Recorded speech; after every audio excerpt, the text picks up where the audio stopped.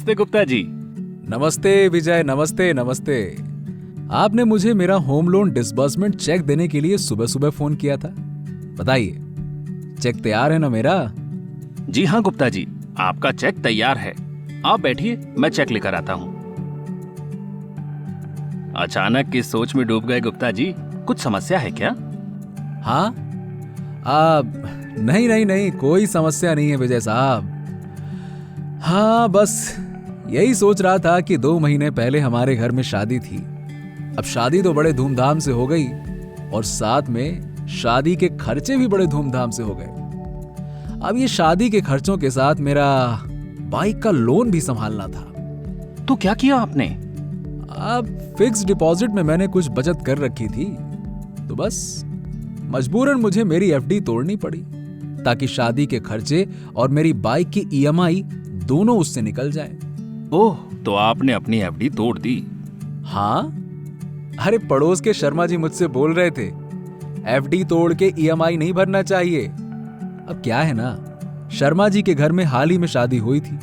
शादी के खर्चे ज्यादा हो गए तो उन्होंने होम लोन ईएमआई मिस कर दी।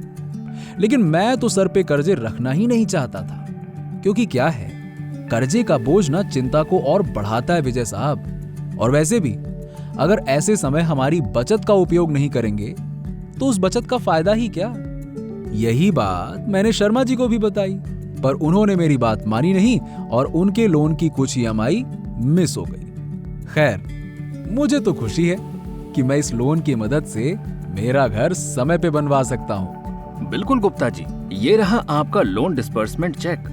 इस डॉक्यूमेंट में आपके लोन के बारे में सभी डिटेल्स हैं, जैसे आपकी ईएमआई, ड्यू डेट, लोन अवधि, लागू ब्याज दर वगैरह वगैरह। धन्यवाद। अरे वाह, मैं देख रहा हूं कि आपने मुझे शर्मा जी से कम ब्याज दर पर लोन दिया है, जिसके कारण मेरी मासिक ईएमआई भी कम हुई है।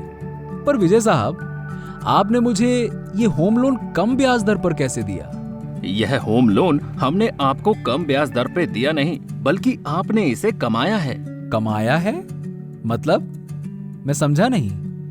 जैसे आपने बताया कि घर की शादी में काफी खर्चा होने के बावजूद आपने एफडी तोड़कर अपनी बाइक के लोन का भुगतान किया। इसके कारण आपका क्रेडिट स्कोर जो अच्छा था वह बरकरार रहा। ये क्रेडिट स्कोर क्या होता है?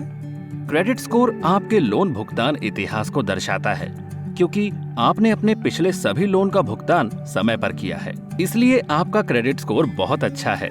बेहतर क्रेडिट स्कोर होने के कारण आपको कम ब्याज दर का लाभ मिल रहा है।